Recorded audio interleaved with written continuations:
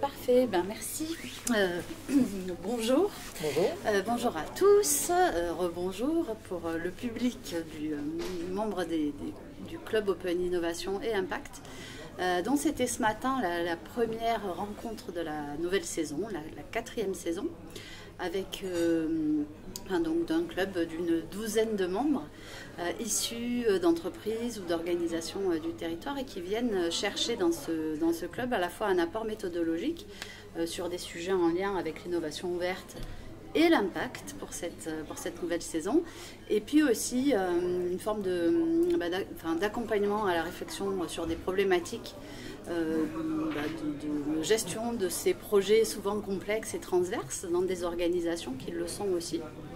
Donc voilà, et en fait pour faire le lien entre ces séquences, ces séances de travail d'un petit groupe de personnes et un public plus large, on a depuis 2 ans ou 3, je ne sais plus, installé en fait ce rendez-vous qui nous prend une petite demi-heure sur notre temps de déjeuner pour apporter un éclairage complémentaire sur ces questions un peu de transformation sociétale.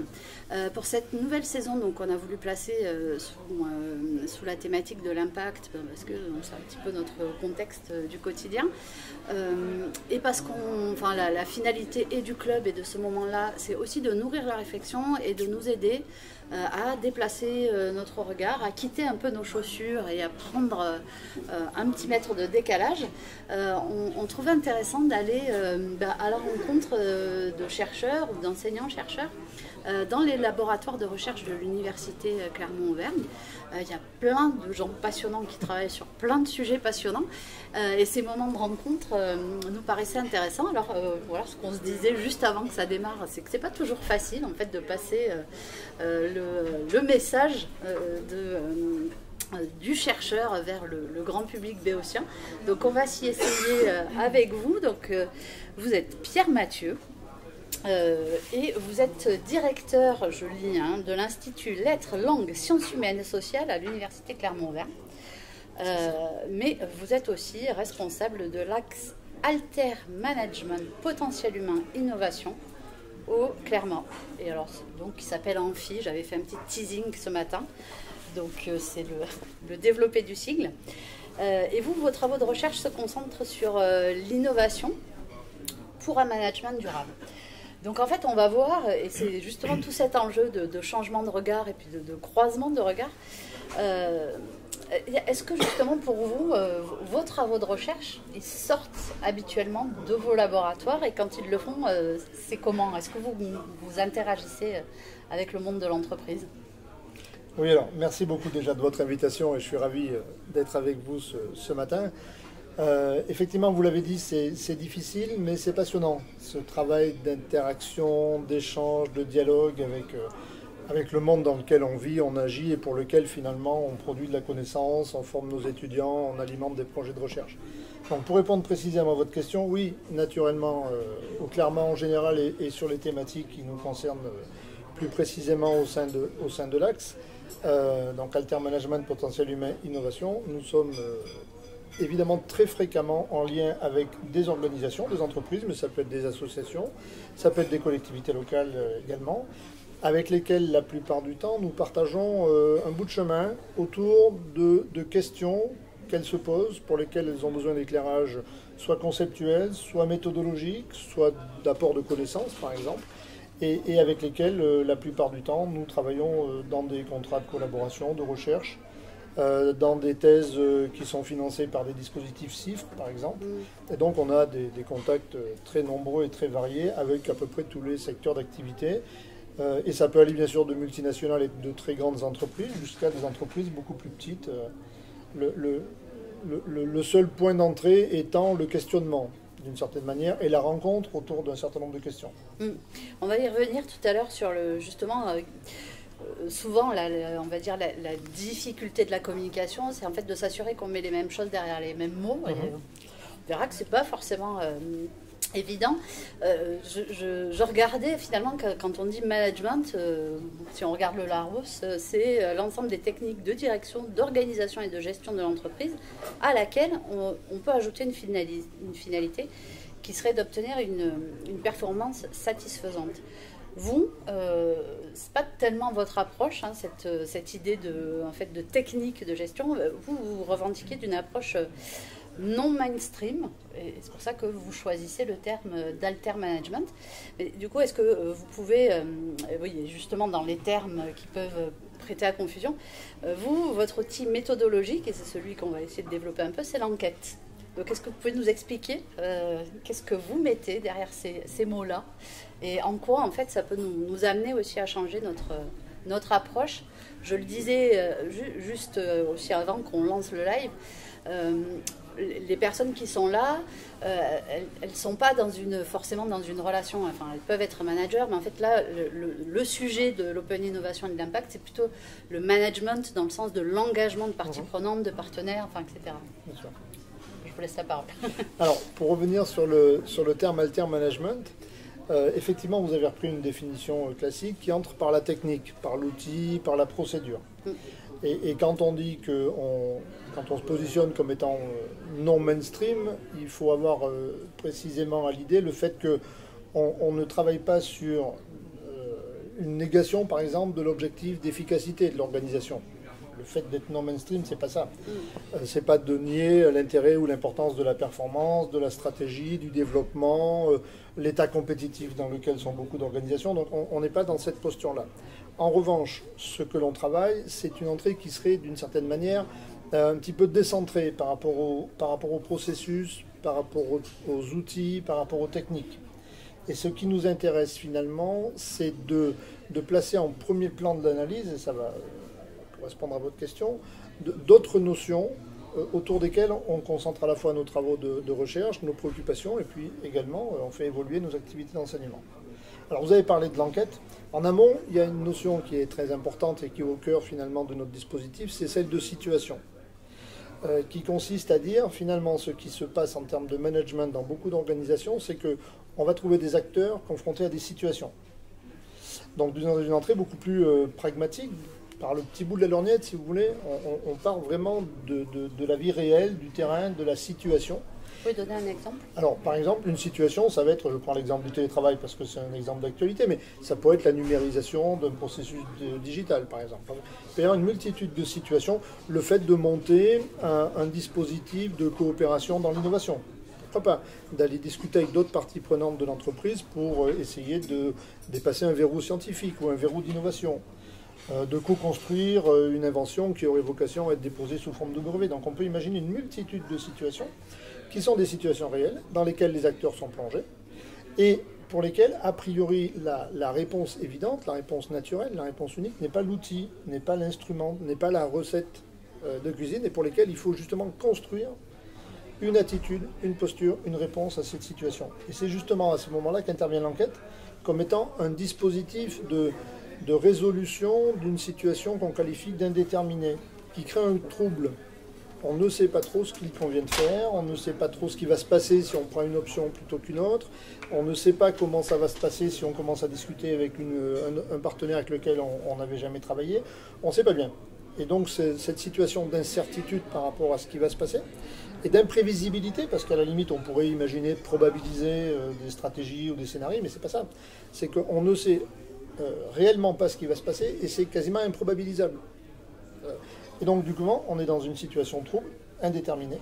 Et c'est là que le processus d'enquête est un processus qui va se mettre en place sur un temps parfois un peu long, qui va justifier des interactions entre des managers, des organisations, éventuellement des acteurs humains et ce qu'on appelle des acteurs non humains, des outils techniques, des plateformes de coopération, de collaboration. Et c'est ce processus d'enquête qui va permettre finalement, d'une certaine manière, de sortir de l'indétermination pour arriver à une situation qui est plus conforme à ce que les différents partenaires, par exemple, attendaient, espéraient. Donc on crée la connaissance en même temps. On co-construit ce processus d'enquête. Et en fait, c'est vrai que cette notion de situation indéterminée, donc on va dire c'est la zone de risque absolue pour les organisations, de panique, et donc qui dans une... alors, on en parlait tout à l'heure, je ne sais pas si vous avez suivi le TEDx Clermont qui avait lieu la semaine dernière, on a tous appris un mot qui est la kakistocratie, c'est difficile à dire, qui serait donc la gouvernance par les pairs. Mais derrière cette idée, en fait, et derrière cette idée aussi d'alter management, on peut se dire qu'une organisation, très souvent quand elle est confrontée à une situation indéterminée, dont elle ne maîtrise pas donc la manière dont elle va se dérouler, elle va plutôt mettre en place des procédures, du cadrage, qui lui-même va avoir des effets. C'est ça. Donc là, il s'agit en fait de prendre le sujet par l'autre bout, c'est le vécu des acteurs et de leur environnement. L'enjeu, c'est de considérer que la réponse n'est pas, la plupart du temps, exclusivement technique ou exclusivement procédurale. Et que d'une certaine manière, la technique et la procédure fait partie d'un processus d'enquête. Si vous êtes confronté à une difficulté, vous achetez un logiciel en vous disant je vais digitaliser tel process, ça va me permettre de mieux gérer mon information, etc. Le dispositif sur lequel on se situe, nous, c'est de dire on a une réponse technique qui peut être tout à fait pertinente par rapport à une situation donnée, mais qui elle-même est susceptible de générer d'autres effets. Par exemple, l'appropriation du logiciel, la réaction des collaborateurs qui travaillent autrement et à qui on demande de travailler comme ça. Le fait que dans le logiciel, on va pouvoir faire intervenir d'autres systèmes d'infos qui vont mobiliser d'autres acteurs et qui vont peut-être poser d'autres problèmes à d'autres endroits de l'organisation. Et donc l'idée, c'est simplement de partir du postulat que dans la plupart des situations indéterminées, la réponse technique n'épuise pas l'incertitude. Et au contraire, est susceptible de générer d'autres difficultés. Vous mettez en place un processus de co-innovation, vous allez discuter assez en amont d'un processus de protection de la propriété industrielle ou de partage des royalties ou des dispositifs de ce type-là. On peut imaginer que cet outil lui-même va produire des effets sur les comportements des acteurs, sur l'engagement, sur les processus de coopération. Donc c'est la prise en compte finalement de toutes ces facettes d'une situation qui justifie qu'on travaille sur une vision globale du processus d'enquête. Ce qui est compliqué et ce qui est à la fois très riche parce que ça permet justement d'enrôler des acteurs qu'on n'enrôle pas automatiquement ou en premier abord. Ça permet de travailler sur des processus de problématisation. Est-ce qu'on représente tous le même problème ? Est-ce qu'on définit tous le même problème ou est-ce qu'on est tous conscients de la même manière de la situation à laquelle on est confronté? Donc ça crée tous ces espaces de discussion, de négociation, parfois de challenge, parce qu'on peut ne pas être d'accord et on peut voir émerger des controverses, par exemple. Et c'est tout ce processus que finalement nous proposons d'aborder dans sa globalité.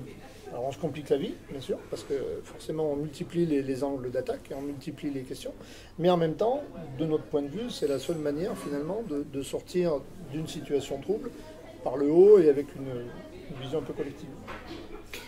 Du coup, ce matin, sur la période de travail du club, on parlait économie circulaire, design circulaire, et avec cette notion d'une approche systémique et qui laisse une place forte à la complexité. J'ai l'impression qu'on est dans cette même philosophie d'une approche qui est beaucoup plus large.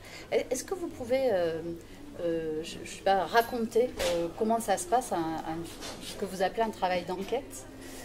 Ça se traduit comment? Ça ressemble à quoi? Voilà. Alors, si vous voulez, on peut entrer avec des registres différents. Le principe du travail d'enquête, c'est justement d'avoir un dispositif qui permet de prendre en compte tous ces points de vue, d'analyser tous ces éléments, toutes ces dimensions des situations auxquelles on est confronté, qui permet de libérer la parole. Donc la plupart du temps, ça passe aussi par des dispositifs de communication, de contact, d'échange, alors qui peuvent être très concrets sur des tables rondes, sur des workshops, sur des dispositifs. On a par exemple un Open Lab autour de l'exploration et de l'innovation qui est un dispositif méthodologique qui vise justement à susciter des discussions, des échanges, des controverses, des apports pratiques par des professionnels qui sont confrontés, mis en regard avec des apports plus théoriques par des chercheurs. Donc on a une phase d'imagination et d'animation en quelque sorte de ces lieux de contact, d'échange et de production de connaissances. Parce que finalement on est toujours sur du management de la connaissance et de la production de connaissances. Et puis en même temps ça justifie de la part plutôt des chercheurs, parce que justement ils sont un peu à distance de l'organisation elle-même, des phases d'observation, des phases d'écoute, de compréhension, mais pas simplement par des questionnaires ou par une petite série d'entretiens. on est quasiment dans un travail qui relève plus de l'ethnographie que de l'enquête statistique sur l'opinion de tel et tel ensemble de collaborateurs, par exemple. Donc là, on est réellement sur des méthodologies d'observation, parfois participantes, parfois qui sont plus ethnographiques ou un peu en retrait, qui permettent finalement, pour le chercheur, d'apporter des éléments de contextualisation, de mise en relation, de telle attitude par rapport à telle situation ou à tel événement ou à tel outil qui est approprié comme ça par certains et pas par d'autres, qui génère des discussions devant la machine à café qui sont quasiment aussi importantes que le mode d'emploi de l'outil, etc. Donc l'idée, c'est vraiment de travailler sur ces dimensions-là. C'est la question que j'allais vous poser. Vous avez des chercheurs qui se posent à côté de la machine à café ou dans l'atelier. Ça peut faire partie des dispositifs d'enquête dès lors qu'on considère que ça peut avoir du sens que de se mettre justement dans ces situations d'écoute, sans intervention particulière, mais simplement en disant voilà ce qu'on a capté comme signaux, des signaux faibles, des signaux parfois plus forts, des controverses qui émergent. L'idée n'étant pas de travailler sur une représentativité d'un message, par exemple, parce que l'idée, c'est pas de travailler sur une stat en disant on a X% des salariés qui pensent que c'est bien ou c'est pas bien. C'est plutôt de repérer des points sur lesquels on peut avoir des controverses qui apparaissent. On peut avoir des interactions soit entre les collaborateurs, soit entre des collaborateurs et des dispositifs techniques, et sur lesquels on va justement construire l'enquête. En disant ça, c'est un point qui est intéressant, parce qu'on n'avait pas du tout anticipé ce truc-là, cette manière de s'approprier cet outil ou cette attitude dans la situation. Et finalement, de cette observation-là peuvent naître des échanges, des discussions, des regards différents, des modifications de l'outil qu'on avait imaginé, par exemple. Donc on est vraiment sur des processus itératifs et de co-construction. On ne sait pas où aboutit l'enquête. Il faut accepter pour les organisations aussi ce trouble supplémentaire, finalement.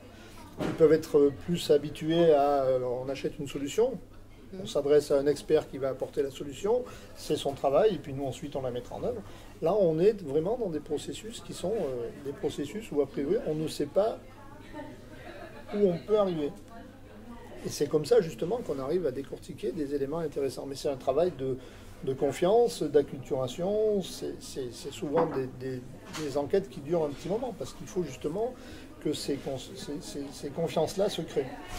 Quand vous dites un petit moment, c'est parfois le temps du chercheur et celui de l'entreprise, et en tout cas peut ne pas sembler complètement aligné. Non, mais sur des contrats de recherche de ce type-là, on peut être sur par exemple une collaboration qui va durer plusieurs mois. On n'est pas sur des années non plus. On peut avoir une thèse, bien sûr, qui va être un travail plus profond, plus fouillé, plus long, parce qu'effectivement, on va être sur une temporalité de 3 ans. Mais on peut très bien imaginer entre une organisation, un labo de recherche et une équipe de chercheurs, des contrats de collaboration qui sont entre leur négociation et leur finalisation et leur aboutissement qui vont durer 3, 4, 5 mois. Ça peut être sur des temporalités de ce style-là. Et alors, j'arrive assez bien, me semble-t-il, à matérialiser ce type de réflexion et d'approche sur une entreprise, sur nos sujets en fait qui souvent concernent l'engagement de parties prenantes, qui amène à sortir de sa zone encore plus de maîtrise, bien qu'elle soit aussi une maîtrise relative. L'approche peut trouver aussi son utilité, sa mise en œuvre. Je pense que typiquement, pour ce que je vois des responsabilités et des missions des personnes qui travaillent avec vous, on doit pouvoir assez facilement identifier chez beaucoup d'entre vous des situations indéterminées. Justement sur la base de la définition que j'en donnais tout à l'heure, ou de la description que j'en faisais tout à l'heure, en termes de on ne sait pas bien comment ça va se passer, ce qui va se passer, si on a intérêt à travailler plutôt avec un tel, ou plutôt sur un dispositif technique, ou entrer par du management des connaissances. Enfin, pour le coup, sur des fonctions de réflexion, de conduite de projet, de prospective, on est très vite à la fois dans de la controverse et dans de l'incertitude. Simplement, la posture est différente. C'est-à-dire que, imaginons un accompagnement, par exemple, sur la base de ce que je viens de vous dire, sur un projet de co-innovation ou d'innovation ouverte, ou de montage d'un lieu d'innovation ouverte, par exemple, on pourrait être réellement sur un temps parfois préparatoire un peu long. Enfin, quand je dis long, ça peut être quelques semaines ou quelques réunions, quelques discussions, mais enfin, un temps un peu conséquent de problématisation, de repérage des controverses, de définition d'un vocabulaire commun. Est-ce qu'on est bien sûr de parler de la même chose? Est-ce que toi, vu de ta structure, de ton secteur d'activité, vous parliez des problèmes de vocabulaire, c'est pas par hasard qu'il y a énormément de travaux autour de la traduction qui sont réalisés dans ce champ des sciences humaines et sociales. C'était notamment un des apports importants de Bruno Latour, que de dire on est dans des processus de construction sociale et de traduction. Mais la traduction au sens, il faut absolument qu'on arrive à se rendre compte qu'on peut parler de la même chose avec des mots différents et que parfois quand on utilise les mêmes termes, il peut y avoir des perceptions un peu différentes. Donc ce travail-là, typiquement, peut être un travail accompagné, instrumenté, facilité par des chercheurs qui sont moins finalement dans l'action ou dans la performativité de la situation. Et qui peuvent dire, attention, là vous avez parlé de ça, vous avez utilisé ce vocabulaire, ça serait peut-être pas mal qu'on passe un petit moment dessus, parce que je ne suis pas sûr que dans la réponse que vous avez fait votre collègue, il y ait tout à fait le même sens, et on est passé très vite, mais finalement c'est peut-être un point qui va être bloquant dans quelques semaines, ou dans quelques mois, quand vous allez vous apercevoir que vous ne parliez pas tout à fait de la même chose. Donc je pense que là, on peut avoir un rôle sociétal important de traducteur, mais plutôt au sens sociologique de la traduction qu'au sens linguistique. Et ce travail-là qu'on peut avoir tendance à évacuer assez vite en début parce qu'on est pressé d'entrer dans le projet, parce qu'il y a une urgence, il y a une temporalité, il y a des moyens financiers engagés, enfin il faut aller rapidement. Ça peut être un temps qui finalement à la fin coûte assez cher parce qu'on n'a pas pris cette précaution-là. Le temps du chercheur, pour le coup, peut permettre ça plus facilement, parce qu'on est moins dans cette temporalité-là. Oui, mais alors encore une fois, ça fait écho avec nos échanges du matin sur ces notions d'économie circulaire, dans lequel on évoquait justement je ne sais pas si on va pas, je ne trouve pas le terme, mais en fait la disparition nécessaire du court terme pour le remplacer sur un temps plus long qui en fait permet d'absorber cette nouvelle complexité aussi. Et donc, puisqu'on arrive déjà vers la fin, à ceux qui sont là, à ceux qui nous écoutent et qui nous écouteront plus tard, si vous aviez un conseil ou un outil méthodologique, une approche à proposer pour rentrer en fait dans ce changement de posture sur l'analyse des situations indéterminées, parce que là pour le coup je pense que des situations indéterminées tout le monde en a. Ce serait quoi en fait? Ça serait en guise de cadeau pour terminer cette petite séquence. Alors je n'ai pas de baguette magique, mais le conseil plus que l'outil magique qui permettrait de... Le conseil, c'est vraiment un élément qui ressort dans tous les travaux, mais quasiment depuis un siècle, autour de cette question de la philosophie pragmatiste, de prendre le temps de problématiser. Vous disiez tout à l'heure des problèmes de temporalité, d'avoir plutôt intérêt à passer d'un temps très court et des visions très court-termistes à des approches beaucoup plus de plus long terme ou de moyen terme. Le conseil, c'est n'allons pas trop vite vers des solutions évidentes, vers des solutions qui auraient fonctionné dans d'autres situations et dont on fait l'hypothèse qu'elles vont évidemment fonctionner puisque ça a marché dans tel projet, ça va marcher dans celui-là. Vraiment, le conseil, c'est le temps de la problématisation, le temps de la compréhension du problème, de la définition du problème, de la manière avec laquelle on va le circonscrire, on va le partager, on va créer une connaissance commune autour de la situation de trouble. Moi, je suis convaincu que c'est quand on prend ce temps-là, et justement à plusieurs cerveaux, avec des cerveaux impliqués et puis des cerveaux plus en retrait, qui jouent ce jeu-là d'accompagnement, de coach d'une certaine manière, de coach intellectuel sur la situation. Ce temps-là me semble absolument indispensable, parce que si on va tout de suite dans une solution, alors on peut avoir un peu de chance, on peut avoir de l'intuition, on peut avoir une expertise et puis ça peut fonctionner, mais pour autant on va réduire la complexité. La tentation intellectuelle, c'est de réduire le plus vite possible la complexité. Le conseil, c'est d'accepter la complexité pendant un certain temps. Très bien, ben ça aussi, ça fait écho à des échanges ce matin. Je pense que justement la coach qui anime la partie plutôt qu'au développement a utilisé exactement la bah même oui, expression j'ai que pas vous assisté à votre première réunion, sur la donc, tendance de notre cerveau à aller tout de suite Ah oui. vers la résolution du problème. Ah oui. Et la nécessité de résister Il faut résister à cette tentation. Mais c'est pas naturel et c'est pas dans l'air du temps parce qu'il faut trouver vite des solutions à des problèmes délicats, compliqués, qui coûtent cher, etc. Bien sûr. Très bien, je trouve qu'on va, on va peut-être rester sur sur ce conseil en fait de résister à notre tendance naturelle à vouloir aller tout de suite vers des solutions et prendre le temps de la réflexion et de la problématisation. Merci beaucoup. Donc, est-ce qu'il y a parmi vous des questions? Oui. Bonjour. J'aurais une question. On a eu un vécu post-Covid qui pour le coup était une vraie situation d'incertitude qui a plongé toutes les entreprises dernièrement. Et pour le coup, la réalité du quotidien a fait qu'il a fallu tout de suite prendre des décisions sans prendre forcément le temps de réfléchir. Enfin, il a fallu tout de suite se transformer, s'adapter. Qu'est-ce qui aurait, comment les choses auraient pu être réfléchies différemment dans des moments d'urgence qui imposent l'action immédiate? Alors, deux niveaux de réponse peut-être à votre question. Le premier niveau, c'est de considérer que on ne peut pas imaginer supprimer, et ça ne serait pas cohérent, des situations d'urgence qui justifient des réactions rapides, presque intuitives, du domaine du réflexe professionnel ou de l'urgence ou de la crise. Donc, je pense qu'effectivement, dans un très grand nombre d'organisations, il peut arriver des moments de cristallisation, de crispation, de tension, de danger, pourquoi pas, qui justifient des réactions rapides.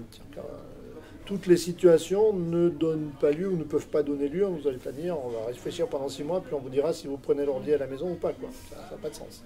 Donc, effectivement, il y a un premier niveau d'action ou de réaction des organisations qui est naturel, qui est humain, qui correspond à ce que nous vivons tous dans nos quotidiens d'organisation. Le deuxième niveau de réponse, c'est de dire ne considérons pas pour autant, parce que la réaction a eu lieu, a été mise en œuvre, que la situation est totalement réglée.